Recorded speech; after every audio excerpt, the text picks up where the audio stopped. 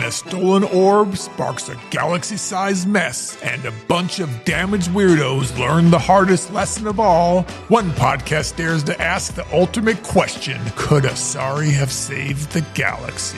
This is Super Sorry.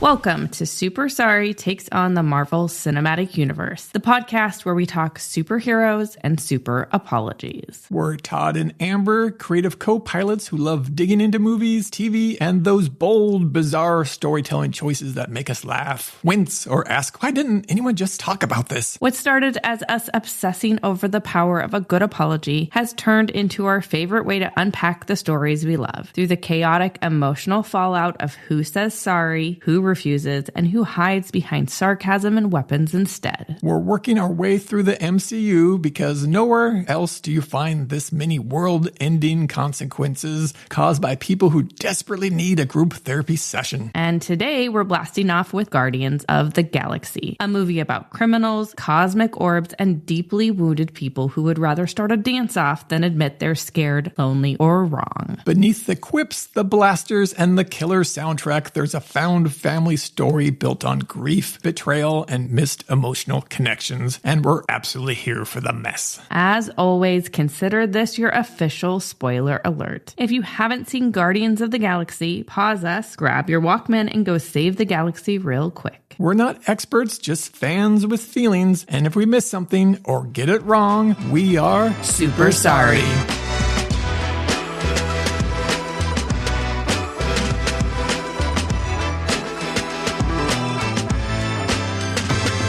It's recap time. Before we dive into space crime, emotional baggage, and the galaxy's worst conflict resolution skills, here's our whirlwind tour through Guardians of the Galaxy. Spoilers ahead. If you somehow missed this movie, pause us, fire up Disney Plus, and enjoy 2 hours of aliens punching their feelings into submission. If you've seen it but need a refresher, Marvel's official Guardians of the Galaxy page is linked in our show notes. The story opens on Earth 1988, grief, hospitals, and Ohio. Young Peter Quill loses his mom and is immediately kidnapped by aliens. Because why process one trauma when you can stack two? Cut to years later, and Peter, now calling himself Star-Lord, desperately hoping that catches on, steals a mysterious orb that immediately puts a bounty on his head and locks in his lifelong strategy of running from his feelings. Enter Gamora, the deadliest woman in the galaxy, and living proof that being Thanos' favorite daughter is still very much a nightmare. She wants the orb far away from her genocidal adoptive dad, while Ronan the Accuser wants to use it to destroy planet Xandar. You know, standard villain stuff. Things spiral fast when Peter and Gamora get arrested mid-fight, along with Rocket, an angry raccoon with a gun complex, and Groot, a tree whose entire vocabulary somehow makes him the emotional adult in the room. And next up, we got a prison break where bonds are formed, grudges are aired, limbs are stolen for bets, and everyone agrees they're definitely not friends. They're just aggressively cooperating. And then the gang learns the orb contains an Infinity Stone. Yes, one of those pesky stones again. And suddenly the stakes jump from petty space crime to existential nightmare. Ronan teams up with Thanos' other unsettling daughter, because nothing says trust like sibling resentment and cosmic murder plans. After a disastrous trip to nowhere with a K, featuring betrayal, explosions, and way too much unprocessed grief, the team fractures. Feelings get hurt, walls go up, no one apologizes. Shocking. But when Ronan takes the Infinity Stone in order to wipe out Xandar, our misfits regroup, choose each other, and pull off the boldest strategy of all: teamwork, sacrifice, and a dance-off. And against all logic, it works. Ronan is defeated, the galaxy is saved, and the Nova Corps officially decides this team of idiots are now heroes. The Guardians of the Galaxy solidify their found family. Peter finally hears his mom's final mixtape, and everyone almost talks about their feelings, which means it's clearly time for our apology audit.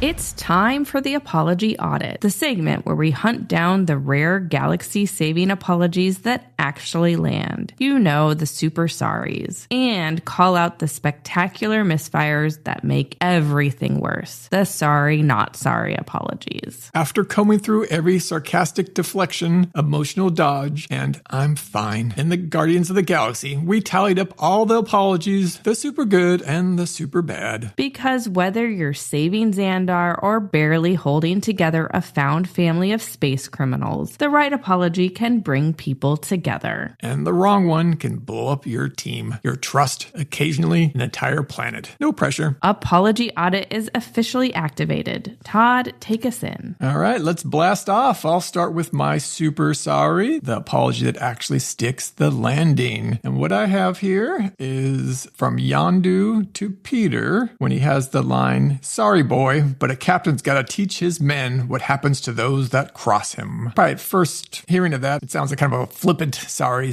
sorry, not sorry kind of thing. But I feel like as we learn through the movie that Yondu actually has a lot of feelings for Peter. So he probably is actually sorry. And it probably is apology that he has to do that because he's kind of been keeping him alive and having people not eat him for the last 30 years or whatever, 20 years. So he would be sorry that all that, the relationship's kind of changing. Yeah, I mean, they have a very interesting relationship, but there's probably some regret all around. I don't think it's a great apology, but... Yeah, like I said, it's probably, first, viewing or hearing, it's probably not the greatest, but I think as we learn through it, it's a little better. And the movie starts off, they're already kind of estranged, so their relationship's not that great, to begin with. They kind of reintroduce their love for each other and they kind of come together at the end. Well, I mean, technically, we don't see them interact at the very beginning of the movie, though that's the whole setup when, Peter is taken away by the spaceship and later you learn it's Yondu. So, what I will say about this movie, as we get into this apology audit section, is there's really not many apologies at all. Yeah. Very, very limited. There are lots of opportunities, I think, for apologies, and maybe even some moments where it would have been nice to hear, but literal words being spoken of sorry or apology or apologize are not in this movie. It's very, very limited. Yeah, I mean, it's kind of the characters themselves and who they are, and that they're not really going to be the people that are apologizing, even though they probably should. And as you get through the movie, kind of they have feelings, they have, regrets and things that are just kind of unspoken.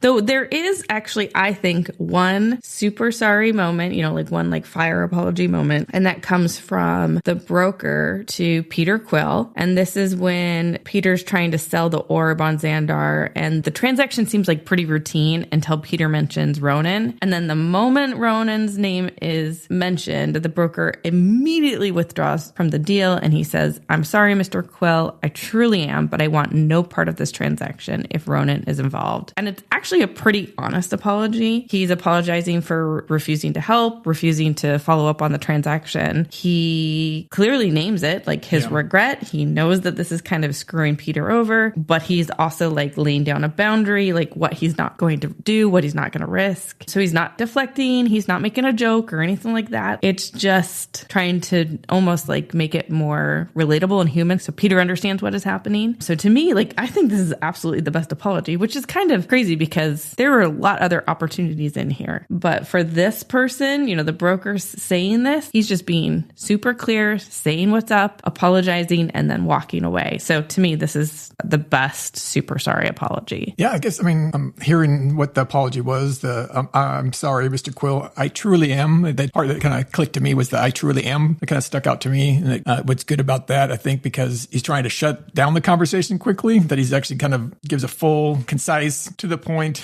apology just for time, for brevity. He actually does a really good job, but sometimes the apologies in movies are kind of half apologies or they're open to interpretation or there's questions that come after it. But this is he names it, what he's apologizing for. He, gets him out the door as quickly as possible. So when he mentioned Ronan, that kind of changed what he was thinking. And, he probably is a little bit sorry because there was a lot of danger involved in getting the orb. I made you go do all this stuff so I can resell it. And now I'm backing out of the deal. Yeah. And what I will say is the broker has a really legitimate reason for stopping the sale too, because he's like, Ronan wants to kill my people. Yeah. No, thank you. It feels rushed and abrupt in the moment, but when you actually rewatch it back, you're like, nope, this is the appropriate response. He's as polite as he can be with getting Peter out. So that's my top apology. Yeah, it's a good one. Yeah, very clear. Well, let's talk about our sorry, not sorry apologies, our misfire apologies. I got a kind of a interesting, fun one for our sorry, not sorry. And that's from Peter Quill. Right after he gets captured, who's trying to sell the orb, broker breaks out, and then he's fighting with Gamora, and he's fighting with Groot, and he's fighting with Rocket, and then the Nova Corps people come there and capture them, and they kind of, get them in a kind of a holding cell or whatever. And Peter's, not happy about being captured or whatever, and he's doing a little hand gesture to them, doing a little crank on his middle finger as it goes up, gives him the bird, and he says, "I'm sorry, I didn't know how this machine worked." So, sorry, he says it, but I don't think he's really sorry to Corbin Day, who's the John C. Reilly character. And yeah, I mean, this is absolutely a sorry, not sorry. Nothing is owned in this moment. Nothing is repaired. It costs him absolutely nothing to do it. He's just being a dick. Yeah.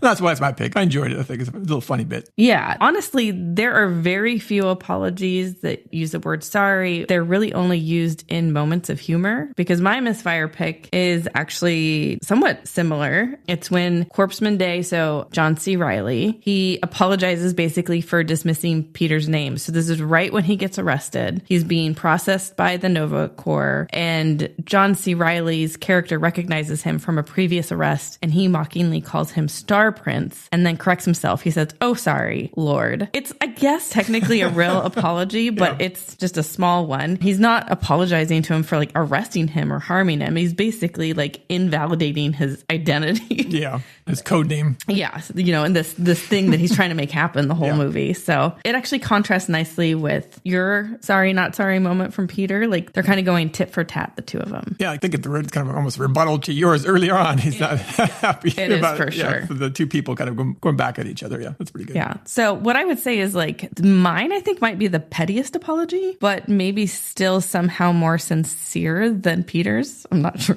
Yeah, there's probably 5% sincerity in there where mine is a 0%. Yeah. Well, because this is kind of, a dry desert in this movie in terms of options and apologies, let's do a quick assessment. Our top apology options are super sorry moment options. Mine is the broker apologizing to Peter Quill for refusing to buy the orb, and Todd's is? It was Yondu to Peter, "Sorry, boy, but a captain's got to teach his men what happens to those that cross him." Well, I'm just going to say I think mine's the best, just because it's the only one that is actually a real apology, and this guy's just trying to protect himself and his people. So yeah, definitely kind of like mine going into it, but on reflection of yours and kind of what the moment around it, kind of what caused it to be the way it is, I think definitely yours is kind of a really quick and concise, but probably a full apology. Yeah, and what I will say about this super sorry moment is it's interesting that the best apology in the movie comes from a side character with boundaries, I guess. That's a good point, yeah. And then we'll talk about our, sorry, not sorry moments, which both of these are using humor as cover. So that's kind of interesting. Yours is? Peter using his mechanical gesture to give the bird and says, "I'm sorry, I didn't know how this machine worked." Mine is John C. Reilly's Corpseman Days apologizing for dismissing Peter's name, calling him Star Prince instead of Star Lord. I mean, they're kind of tied together. So I almost feel like it's a tie. Now we're thinking through one kind of set up the other one. So for me, I think it's a tie. I don't know if you agree with that. Yeah, I think one is a rebuttal to the other one. So technically the one from John C. Reilly, Corpseman Day, comes first, but it's very much a tit for tat from these two. And honestly, neither of these are the greatest options, and this is all we've got. So let's just pair them up and call them one whole sorry, not sorry. Yeah, that's good. All right. Up next, apologies that could have been, aka the Super Sorryverse, where we explore the apologies that never made it on screen, but might have changed everything. We've talked through the apologies that did happen in Guardians of the Galaxy. The rare moments of honesty, the almost growth, and the feelings that very nearly got addressed. But what about the apologies that got buried under sarcasm, trauma, and a truly impressive amount of weaponized deflection? Welcome to Apologies That Could Have Been, our corner of the multiverse known as the Super Sorryverse. Imagine an alternate timeline where emotionally damaged space criminals pause for just a second and actually say the right thing. Because these characters can survive prison breaks, space battles, and intergalactic warlords. But apologizing, that's apparently too dangerous. Peter cracks jokes instead of opening up. Gamora keeps her guard up because history taught her to. And Rocket bites first, explains never. Drax is blunt, honest, and sometimes full of wisdom. And Groot, somehow still the most emotionally mature one in the group. This is where we call out the moments absolutely begging for an apology. The ones that could have built trust sooner, softened the chaos, or stopped at least some of the punch-outs. We'll break down what should have been said, why it mattered, and what these missing apologies reveal about conflict here on Earth. Most of us don't have blasters, but we still dodge hard conversations with alarming skill. Let's see what we can learn about ourselves from exploring the Super Sorryverse. With that, let's jump into our first apology that could have been. My first wish for apology, I would have liked to see Peter Quill apologizing to his mother. You know, the movie opens, we see young Peter at the hospital. He's clearly overwhelmed and he's pretty scared.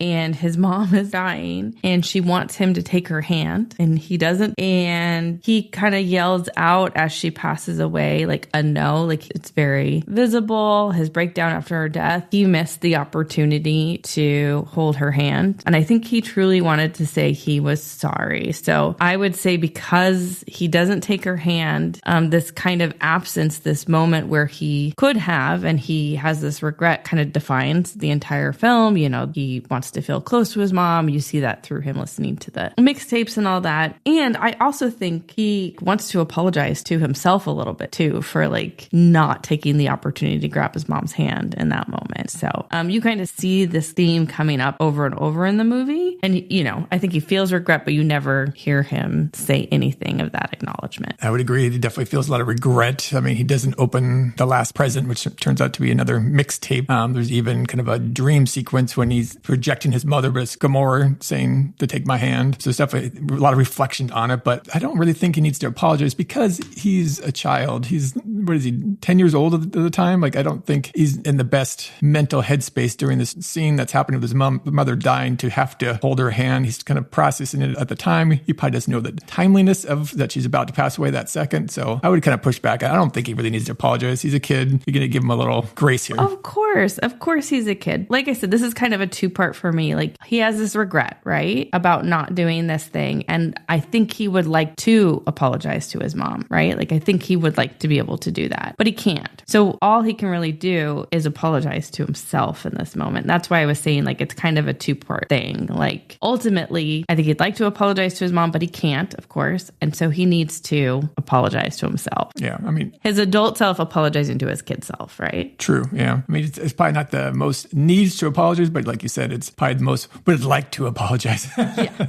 would like to apologize, yeah. Or like apologies that could have been, right? Like that's what we're talking about here. So, and I think it fuels and drives a lot of his character, like this regret. It's kind of this deep element of his character that drives who he is and what he does. But I think some of that is just like not really dealing with all of that. So maybe it's not like I would have liked to have seen it, but like I think it would be healthy for him to give himself some grace. Yeah, for sure. Yeah. I have one that's definitely one that's calling for an apology, and it's a big one. It's Drax when he ends up calling Ronan, and Ronan shows up in nowhere and finds him and fights him, and you know Drax ends up getting his butt kicked by Ronan.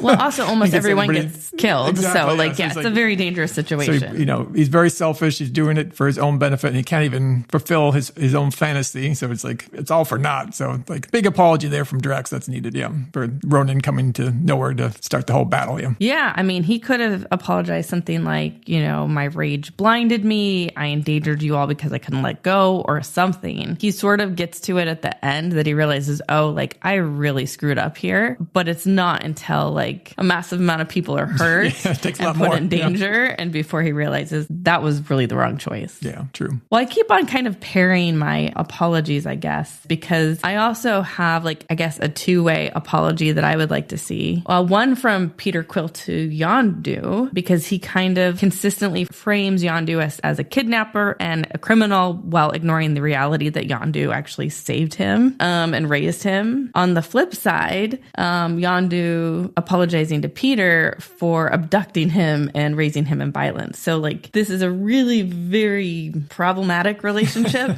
And I think there could be apologies on both sides. From Peter to Yondu, it could be something like, you did right by me even when you didn't have to, like you stuck around and helped me when you didn't have to. And Yondu to Peter, like, I did what I thought was right, but I wasn't nice to you, or I wasn't gentle with you, or I wasn't really kind to you, and I'm sorry. So I think this is kind of a very interesting relationship, and there could be some repair that could happen if they both kind of acknowledge these two pieces. Yeah, what I would add on there is what Yondu should say to Peter is keeping the crewmen from eating him. They always wanted to taste Terran. It was just like, and Peter actually brings it up later in the movie too, which I thought was really cool because he's like, that's not normal. Like, not saying that to a kid, that's not normal.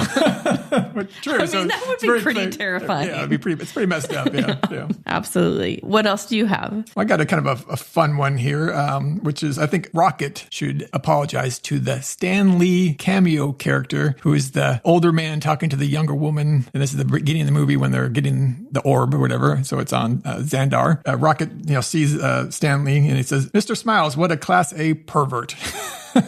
He doesn't know who this guy is. He's just talking to a lady. It could be his daughter. He doesn't know. He's just like calling him out. He's just, thinking the worst things of him. So I think a little apologies. He doesn't know the background. I don't know what the background is, that character and that, younger woman than he is and who he's talking to. So I think the apology might be needed there by Rocket. That's kind of funny. I just kind of went with the joke because I was like, oh, there's Stan Lee and there's the joke. And they always have him do something wacky and funny. So, well, my next and last apology that I would have liked to have seen in this movie is Peter Quill to Barit, who is the woman in his ship. So like pretty early on in the film, when Peter gets back to his ship after stealing the orb, he's like super distracted. He's been running from danger and he like gets on the ship. And then Barit kind of pops out of the porthole in the bottom of the ship and he realizes like she's still on board. Says to her, I think it's a pretty funny line, "I'm going to be totally honest with you. I forgot you were here." And like he sort of is getting to the point to saying he's sorry, but he doesn't actually. And what's funny is he doesn't acknowledge any impact on Barit. It's just all about him.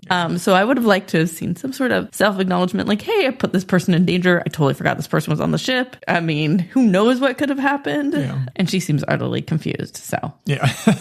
I was going to mention that one next. So I also agree that's one that needed to happen. So I'll kind of maybe change it up for my last one, which is, I guess I'll continue with the Rocket. I needed to apologize. I think the Rocket to Peter gives Peter the job when they're in the jail of stealing the guy's robotic leg or whatever. And they find out later that he didn't even need the leg. So he sends Peter on a kind of wild. When you say he doesn't need the leg, you mean Rocket didn't need the leg. The other guy did need his leg. True. Rocket doesn't need it to escape the jail cell. He's like, I need three things. I need, the battery, the wristband from the guards, and that guy's mechanical leg so we can get us out of the jail. Peter gets the leg, transfers a bunch of money to him to basically buy the leg off him, brings it back. He's like, I just thought it'd be funny. See, that would happen to be trying to get it. So he needs to apologize to Peter for wasting his money, and two, for the guy who's now in jail without a leg, but he got compensated for it, but I'm sure it's definitely inconvenience. Absolutely. Those are very legitimate apologies that are needed. And I hope they happen somewhere off screen, at least for the guy who lost his leg. Yeah. So those were our apologies that could have been. The words and actions that might have built trust sooner, softened the chaos, or stopped at least one emotionally charged shootout. Because a real apology doesn't require a blaster or an infinity stone. It just takes honesty, timing, and the willingness to sit with uncomfortable feelings. Three things this crew avoids like the plague. And to be fair, these characters are growing. Slowly, awkwardly, sometimes while yelling, but every missed apology shows us how fear, trauma, and pride keep people at arm's length, even when what they really want is connection. And honestly, this movie is full of near misses, which makes me wonder for our listeners, which almost apologies stand out to you? Who was this close to saying the right thing and just didn't? And with that, we're leaving the feelings behind and turning our attention to the fallout. Up next, Damage Diary, where we catalog the chaos and ask the most Guardians appropriate question of all: what blew up and why didn't anyone talk about it afterward? Welcome to Damage Diary, the segment where we count what got broken, ballpark the repair bill, and remember that saving the galaxy is very expensive for everyone who doesn't get a cool nickname like Star-Lord. Guardians of the Galaxy isn't just about found family, it's about aggressively breaking infrastructure across multiple star systems. This movie doesn't ease us in, it jumps straight to prison riots, exploding ships, and city-level destruction, all powered by unprocessed feelings and terrible communication. First stop, the Kiln prison. Explosions, guard casualties, cell block destruction, and a riot so intense it ends with the inmate riding a battery like a mechanical bull. Translating that to real life, large-scale prison damage easily runs into tens of millions once you factor in repairs, security systems, medical response, and the emotional toll of telling your supervisor, we lost gravity today. Then we got Nowhere, with a K, a lawless mining colony built inside a celestial skull, which honestly already sounds like a zoning nightmare. A firefight erupts, ships crash, structures collapse, and suddenly everyone's running for their lives while the Guardians process betrayal in real time. Cleanup alone easily tends to hundreds of millions, especially in an environment with limited emergency infrastructure. But the biggest hit comes during the finale on Xandar. Ronan arrives with the fleet, crashes a massive warship into the capital city, and turns a population center into a debris field. We're talking skyscraper-level destruction, citywide evacuations, mass injuries, and a full Nova Corps mobilization. Conservatively, damage here lands somewhere between $500 million and well over $1 billion, depending on how much of that city needs rebuilding versus sealed off forever. And that's before you account for long-term displacement, loss of businesses, trauma care, and whatever insurance looks like in a galactic republic. So when you total it all up, the prison, Nowhere, Xandar, and you're looking at $700 million to well over $1 billion in damage in Guardians of the Galaxy, which I assume is even worse once you convert it to credits. Which brings us to the heart of Damage Diary, because behind every epic slow-motion hero shot, we have the everyday people impacted by chaos and destruction. Like the prison staff just trying to finish their shift, or the miners on Nowhere who absolutely did not sign up for an Infinity Stone incident. And on Xandar, shop owners, transit riders, people who woke up that morning expecting a normal day and ended it watching a warship fall out of the sky. For every heroic sacrifice, someone's sweeping up the rubble, filing an incident report, or explaining to their kid why they can't go home yet. So with that in mind, let's zoom in on the people who don't get a theme song and talk about our first innocent bystander. I'll kick things off. My first innocent bystander is Karina, who is the collector's servant, and she is in captivity from the collector or whatever. There's the stone where she's so tempted and ultimately grabs a hold of it and then is like decimated by grabbing hold of the stone. So that's like definitely an interesting moment. I'm not sure she's wholly innocent because she goes to grab the stone, but the fact that she is essentially in captivity as a servant of the collectors,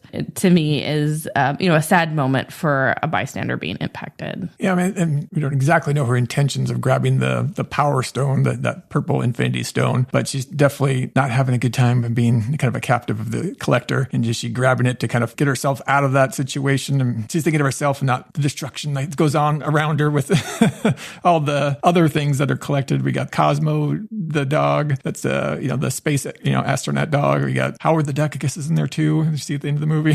So there's other people there, and then the old assistants in one of the cages, I guess you would call it. So yeah, she's kind of not thinking of everybody else. Yeah. I mean, there's a huge moment there. Like, there's a lot more to that moment than what we see on the screen. Yeah. But yeah, definitely, somebody who is impacted by the actions of the film and her own actions. And for mine, it's kind of from the whole Guardians of the Galaxy group, Peter, Gamora, Rocket, Groot, to the Xandarian people on the planet. And what I wanted to kind of mention to this is how for the first time there's really like a thoughtful moment of thinking of the people outside them and the people of the innocent bystanders, where they don't involve them in the fight over the orb. So all four of them are fighting over the orb in a very public, lots of people around kind of cityscape. Nobody's actually injured. Nobody's really impacted. They're kind of doing their own thing. They're tackling each other, lassoing each other, doing all these things, and they're not really hurting anybody around around them while they battle over the orb. And I'm like, oh, wow, finally a kind of quote-unquote battle scene that's not hurting innocent bystanders and destroying everything around them. So I'm like, wow, they actually were conscious of the people around them and not involving them in the fight. So I just wanted to give a shout out to the Guardians of the Galaxy for thinking beyond themselves, not seeing. Yeah, and that's the scene earlier in the movie, like you said, when they're fighting over the orb. I think later in the film, the Xandarian civilians are very much impacted because they are being attacked by Ronan and his army, essentially. And so while they aren't impacted by the Guardians, they are very much impacted by Ronan. And that has a ton of damage. There's air combat that falling into the city. There's collapsing infrastructure, mass panic. There's, a montage where you see like individual characters being impacted that you realize later are part of John C. Reilly, Corpsman Day's family. And as we're kind of talking about the Guardians to the people of the Xandarians, I'm kind of reminded of thinking of the Glenn Close character, Nova Prime, who when Ronan starts attacking the planet, like her first action, the first thing she actually does is like, we need to evacuate the city. Our priority is to get people away from the battle. So that's somebody in power, somebody in leadership that's actually first instinct is helping the general population, not themselves. So that was another nice thing to see. So a lot of people looking out for the Xandarians. So must be kind of cool people because everybody's really trying to help them out. Yeah. They do have, a nice sense of being on their planet. But of course, Glenn Close is absolutely going to save her people. Yeah, it's for sure. Glenn Close. Yeah. And of course, Glenn Close is leading the Nova Corps rank and file officers. And those are the people who are really put in danger when Ronan attacks. They're up in their ships. There's everyday pilots and officers. They're essentially a literal shield trying to protect their planet from Ronan's fleet. And the Ravagers themselves that are kind of helping and saving, trying to quote unquote save the population there, which is a nice moment, I think, too, for people that at the beginning of the movie wouldn't think they would be doing that. They are frontline folks who are impacted in the film. Yeah, the last thing I just would add there is you kind of mentioned before with John C. Reilly and his family. And he actually has a nice moment at the end of the movie when he kind of says, I have a family. They're alive because of you. I thought that was really nice. Thank you for thinking about some innocent bystanders that were saved by the actions of the Guardians and Ravagers and the Nova Corps and all that. Yeah, I agree. That was a really nice moment that you actually get to see some full circle, real life impact and the regular people who had to endure, the actions of Ronan and their saviors, I guess, in the Guardians. That's how they earn their name, right? Guardians of the Galaxy. It all comes together. Yep. It all comes together. And that's Damage Diary. Proof that saving the galaxy can involve blowing up prisons, wrecking space stations, a city getting body checked by a warship, and thousands of civilians going, this was not on my calendar today. Up next, our biggest takeaway, because beneath the explosions, the banter, and the extremely questionable dance-based fight strategy, this movie has a lot to say about grief, connection, and why saying sorry is harder than fighting a space tyrant. Guardians of the Galaxy gives us a story about people who survive loss by pretending they don't need anyone, until the universe forces them into connection. Peter runs from grief with jokes, Gamora stays guarded to survive, Rocket attacks before anyone can leave, and Drax says exactly what he means because subtlety already failed him once. Beneath the explosions, prison breaks, and mixtape anthems, it's a movie about how avoiding vulnerability feels safer until it costs you everything. Which brings us to our biggest takeaway. You don't need to be saving a planet to practice what this movie is really about. In real life, growth looks like naming the thing you're actually feeling instead of masking it with humor, anger, or silence. Maybe it's saying, that hurt, instead of pretending it didn't. Or, I'm scared, instead of pushing people away. Or reaching out to acknowledge the hurt and to start to build a bridge. Because the Guardians don't become a team by being perfect, they become a family by choosing trust again and again, even when it's uncomfortable. Apologies don't fix everything, but they open the door for connection to begin. And that's the part we can all take with us. You don't have to have the perfect words. You just have to be brave enough to start the conversation. And that's it for Guardians of the Galaxy. Xandar's rebuilding, Rocket is actively dismantling Peter's ship for upgrades, and to the beat of one awesome mixtape, a group of broken people choose a future together. Today, we looked at the apologies that landed, the ones that never came, and the emotional fallout left behind when people don't know how to say what they mean. Because even in a story full of cosmic chaos, the most powerful moments come from choosing honesty. So we'll leave you with this. this? Which Guardian do you see yourself in? And what apology, said or unsaid, stuck with you the most? If you're enjoying the show, don't forget to subscribe, leave a review, and share it with someone who loves superheroes or someone who's still working up the courage to say, I'm sorry. Next time on Super Sorry, we assemble the Avengers Age of Ultron, where Tony Stark tries to build peace, Bruce Banner helps empower it, and what they create instead is a reckoning no one is ready for. This is where Steve Rogers questions the cost of control, Natasha wrestles with who she's becoming, Clint Barton is trying to protect his family, and an entire team learns that good intentions don't excuse unchecked power. Join us next time as we break down the hubris, the hurt feelings, and the apologies that could have stopped a global extinction event, or at least saved everyone a really uncomfortable group argument. Until then, I'm Amber. I'm Todd. And we are Super Sorry.